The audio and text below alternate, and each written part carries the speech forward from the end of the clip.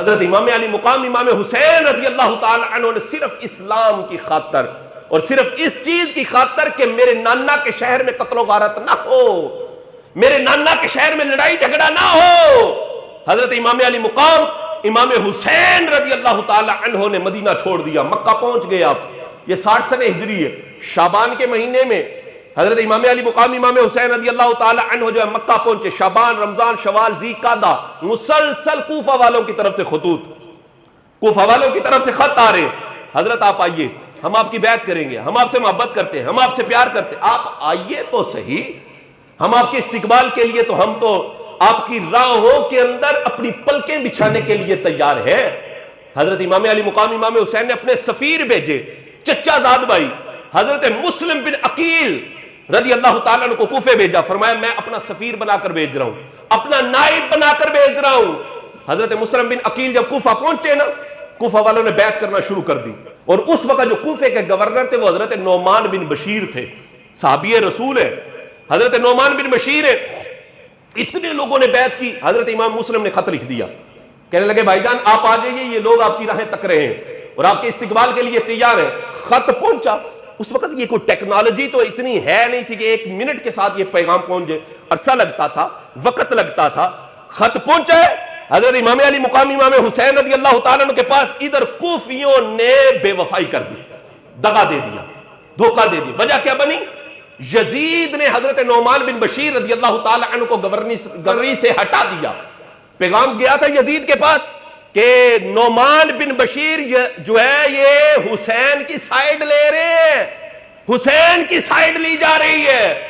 حضرت نعمان بن بشیر کو یزید نے گورنری سے ہٹایا اور عبید اللہ بن زیاد کو شام سے بلا کر کوفے کا گورنر لگا دیا۔ عبید اللہ بن زیاد یہ وہ بندہ ہے جو شیعان علی میں سے تھا، شیعان علی میں سے تھا، اور حضرت علی رضی اللہ تعالی عنہ کی خلافت کے دور میں یہ فارس کا گورنر رہا ہے، فارس کا گورنر رہا ہے۔ اور یہ عبید اللہ بن زیاد کو غصہ تھا اہل بیت اطہار پر، کس چیز کا؟ کہ حضرت امام حسن نے حضرت امیر معاویہ سے صلح کیوں کی تھی، اس کا غصہ تھا عبید اللہ بن زیاد کو۔ عبید اللہ بن زیاد کو یزید نے وہاں سے اٹھایا اور کوفے کا گورنر بنایا، یہ کوفے کا گورنر بن گیا۔ کوفے کا گورنر بنتے ادھر امام علی مقام امام حسین رضی اللہ تعالیٰ مکے سے روانہ ہو رہے ہیں۔ ذی الحجہ کا مہینہ، ذی الحجہ کے مہینے میں حضرت امام علی مقام امام حسین اب مکے سے کوفہ کی طرف روانہ ہو رہے تھے، کوفہ کی طرف روانہ ہو رہے تھے۔ رستے میں تھے کہ فرزدق شاعر ملا، فرزدق شاعر ملا، اس نے کہا حضرت آپ آگے نہ جائیے گا، حالات خراب ہو گئے۔ کوفیوں نے پھر وہی کیا ہے جو وہ پہلے کرتے رہے، انہوں نے بے وفائی کر دی ہے، اور میں آپ کے بھائی کو اپنی آنکھوں سے لٹکا ہوا دیکھ کر آیا ہوں۔ حضرت امام علی مقام امام حسین فرمانے لگے، فرمایا میرا بھائی لٹکا ہے جھکا تو نہیں نا،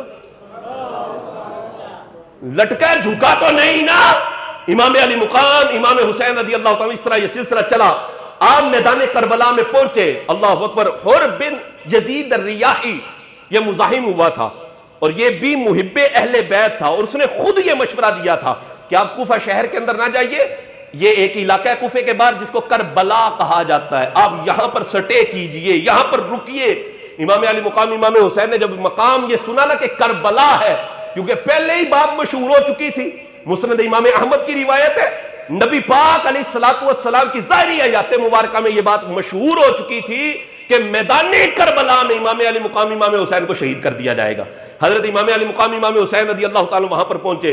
یزید نے سارا کام کیا، بعض لوگ یزید کی سائیڈ لیتے ہیں، بڑا یزید کو بھی ماننے والے بڑے بڑے لوگ الوؤں کو بھی مان لیتے ہیں، یزید تو پھر یزید تھا، لوگوں نے یزید کو بھی امیر المومنین معاذ اللہ کہہ دیا کہ یزید کا کیڑا قصور سی۔ میں نے کہا واہ، نعمان بن بشیر کو ہٹا کر عبید اللہ بن زیاد کو لگانے والا کون تھا؟ یزید تھا، اور کون تھا؟ اور سارا کام کروانے کے بعد پھر رونے پیٹنے لگ گئے، اور پھر کہتا ہے یہ کیا ہو گیا، پھر یہ کیا ہو گیا؟ یزید نے ہی سارا کچھ کروایا۔